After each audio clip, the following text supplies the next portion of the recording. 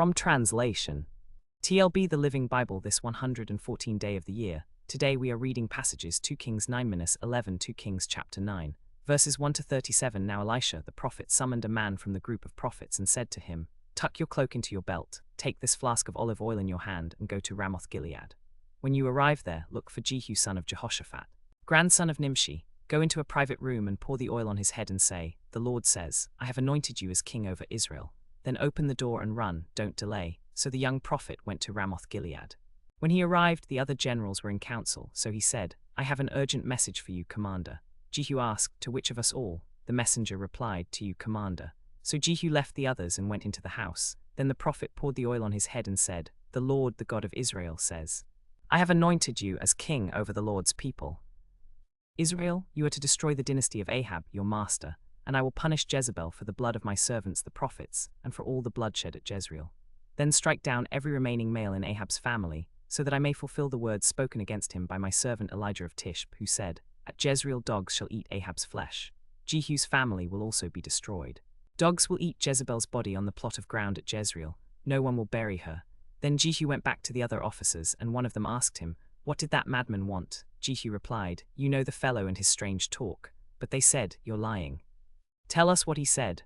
So Jehu told them, and they quickly spread their cloaks on the steps as a carpet for him to stand on, and blew the trumpets and proclaimed him their king. Then Jehu son of Jehoshaphat, grandson of Nimshi, led a plot against King Joram. Joram was defending Ramoth Gilead against King Hazael of Syria. When the news reached Joram, he said, "Get my chariot ready." And he left and went to Jezreel, for King Ahaziah of Judah had gone down to visit him. Jehu mounted his chariot and rode to Jezreel, for Joram was resting there. King Ahaziah of Judah had also come to visit Joram.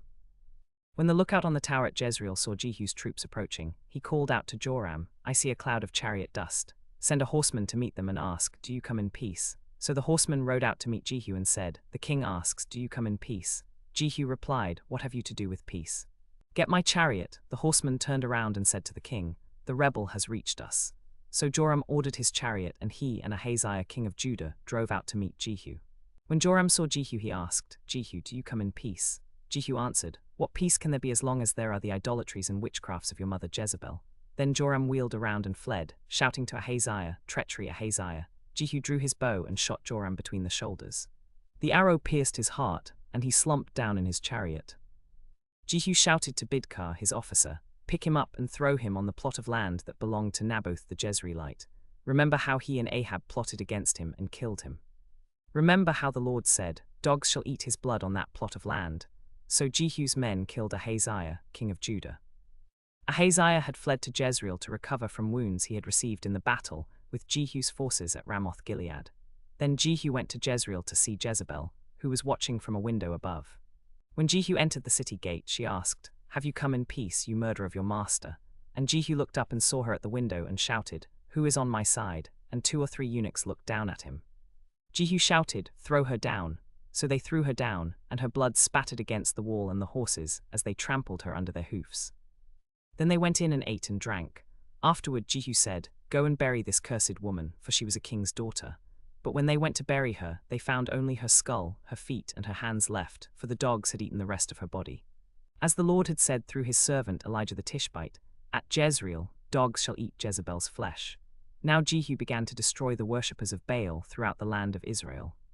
He summoned all the people together and said to them, "Ahab worshipped Baal a little, but Jehu will worship him a lot." So Jehu gathered all the prophets and worshippers of Baal to a great sacrificial feast.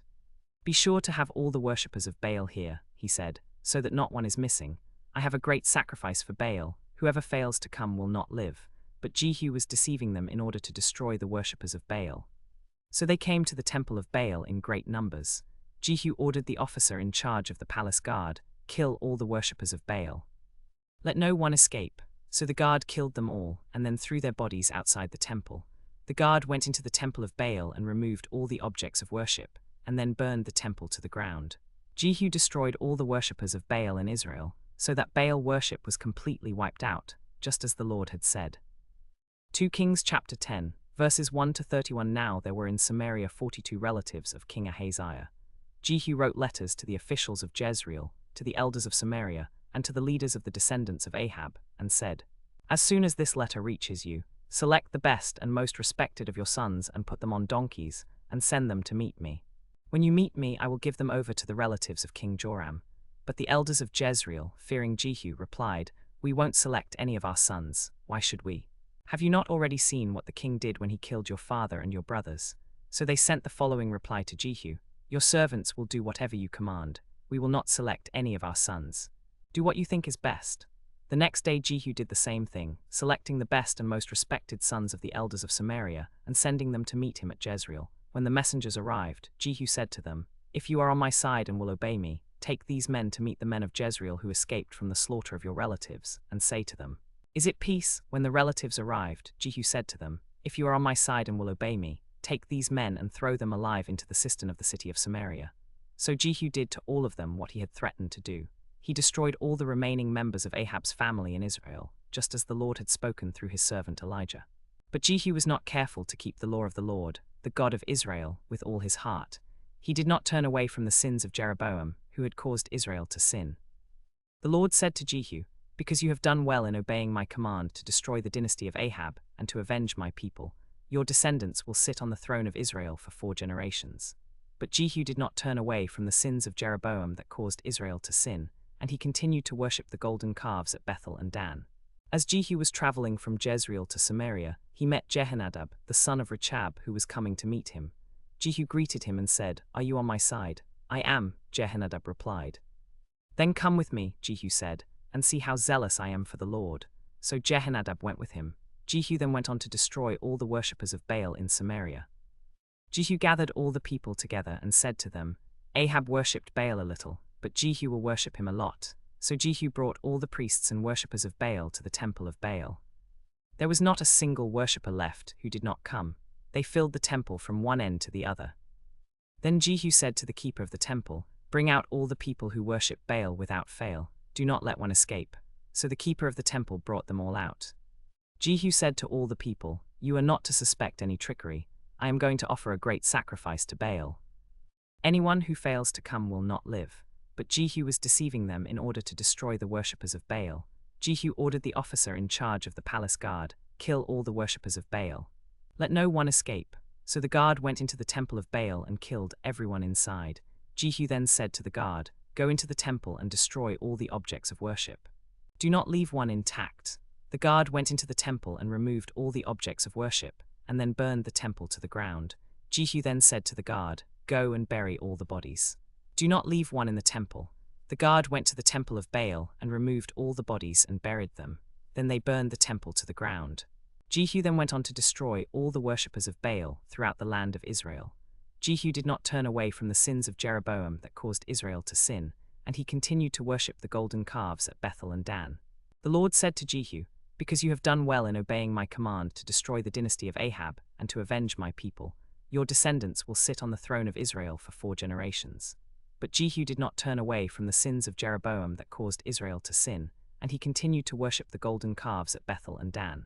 In those days the Lord began to reduce the size of Israel, and Hazael king of Syria conquered them in the areas east of the Jordan River, in all the territory of Gilead, including the tribes of Reuben, Gad, and Manasseh. The rest of the events of Jehu's reign, all his deeds and all his achievements, are recorded in the book of the history of the kings of Israel. Jehu rested with his ancestors, and his son Jehoahaz became the next king. In the 23rd year of King Joash of Judah, Jehu's son Jehoahaz became king of Israel. He ruled for 17 years in Samaria, and did what was evil in the sight of the Lord. He continued to worship the golden calves that Jeroboam son of Nebat had made, causing Israel to sin. 2 Kings chapter 11, verses 1 to 21. When Athaliah, the mother of King Ahaziah of Judah, learned that her son was dead, she began to destroy the entire royal family of Judah. But Jehosheba, the daughter of King Jehoram and sister of King Ahaziah, took Ahaziah's infant son Joash, and stole him away from among the rest of the king's children, who were about to be murdered. She and her husband Jehudah the priest hid the child and his nurse in an upstairs room in the temple of the Lord. They hid him from Athaliah, so that he was not killed. Joash was hidden with his nurse in the temple of the Lord for 6 years, while Athaliah ruled over the land. In the 7th year, Jehudah sent for the commanders of the royal guard and the bodyguards, and brought them to him at the temple of the Lord. He made a pact with them, and made them take an oath there in the temple of the Lord. He showed them the king's son, and he commanded them, This is what you must do. A third of you who are on duty on the Sabbath are to guard the palace itself. Another third are to guard the Sur gate, and another third are to guard the gate behind the guards. These 3 groups are to take turns guarding the palace. The other 2 groups who are off duty on the Sabbath are to guard the temple of the Lord for the king. Surround the king with weapons. When you hear the sound of the trumpets, then join the king, and the Lord will help you. The commanders obeyed Jehu's instructions. Each one brought his men, those who were to guard the king on the Sabbath, and those who were to guard the temple of the Lord. Jehu the priest gave to the commanders the spears and shields that had belonged to King David and were stored in the temple of the Lord. The guards, each with his weapons in hand, stood from the south side of the temple to the north side, surrounding the altar and the temple itself. Jehu brought out the king's son, placed the crown on his head, and gave him the copy of God's laws. Then they proclaimed him king and anointed him, and the people clapped their hands and shouted, "Long live the king." When Athaliah heard the noise of the people running and shouting in the temple, she went into the temple to see what was happening. She saw the king standing by the pillar, as was the custom, with the commanders and trumpeters surrounding him, and all the people of the land rejoicing and blowing trumpets. Athaliah tore her clothes and shouted, "Treason! Treason!" Then Jehu the priest ordered the commanders who were in charge of the troops, "Take her out of the temple, and kill anyone who follows her." The priest had said, "She must not be killed in the temple of the Lord," so they seized her. And she went through the horse gate of the palace to the king's palace, and there they killed her. Jehu then made a covenant between the Lord and the king and the people, that they would be the Lord's people. He also made a covenant between the king and the people. All the people of the land went to the temple of Baal and tore it down. They broke to pieces its altars and idols, and they killed Mattan the priest of Baal in front of the altars. Jehu then placed the temple guards under the authority of the Levitical priests, whom David had assigned over the temple of the Lord, to offer the burnt offerings of the Lord, and to minister before him, and to sing praises and play music at the regular burnt offerings, and at the regular festivals, as prescribed in the law of Moses. He stationed all the people in the temple, with the soldiers, the guards, and the people, all of them, and he dismissed them to their homes. The 7-year-old child Joash was then crowned king, and he reigned in Jerusalem for 40 years.